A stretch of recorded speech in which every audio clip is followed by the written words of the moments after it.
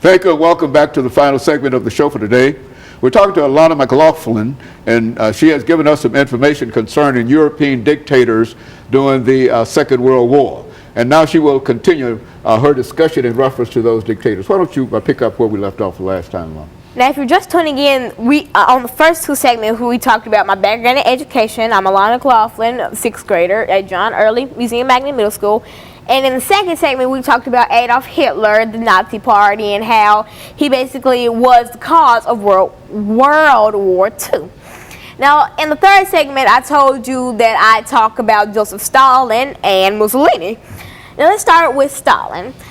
He was, when you rank these three men, basically, Mussolini would be like kind of the man in the middle. Like he wasn't, well, not Mussolini, but Stalin. I mean, he wasn't like the worst dictator, and they'd never be the best. But I mean, like in these three, like rating them about how bad they were, Adolf Hitler would be at the bottom, then it'd be Stalin, then it'd be Mussolini, because Mussolini basically caused the most trouble.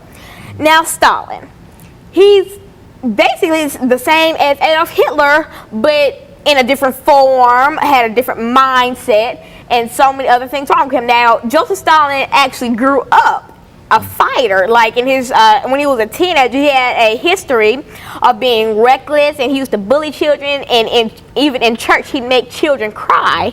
He'd pinch them just for the fun of it. And he actually got kicked out of the school for stabbing somebody. And then the next school he went to, he also stabbed somebody. And then he openly admitted to stabbing his girlfriend in the arm. And these other people, he stabbed them in the hand. I mean, think of how painful that must be.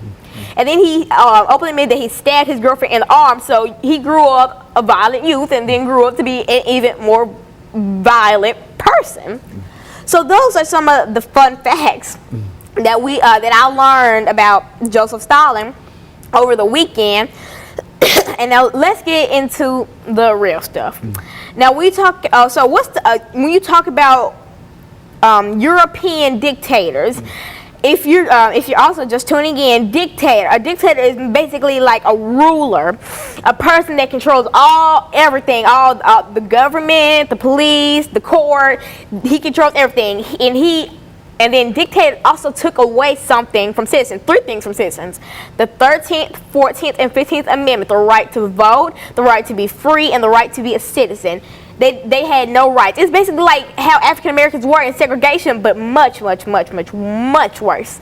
Because, I mean, when African Americans, they were beaten to death, and I mean, the Caucasian community didn't really care. I mean, because that's what they thought should happen to us. But back in Joseph Stalin's time, I mean, it was so much worse. They put them in concentration camps. They torture them, behead them, kill them, shoot them, slaughter them. They do so much to these people, all because of what? Because they were Jewish? They didn't do anything to you, but because they're Jewish and you don't think they deserve to be on this earth, they don't get to live. I mean, who are you to say that somebody doesn't get to live or does get to live? I mean, what? And so, yeah, it's kind of a comparison. Like, blacks and segregation is almost how Jewish people were to the Holocaust and World War II, and all these dictators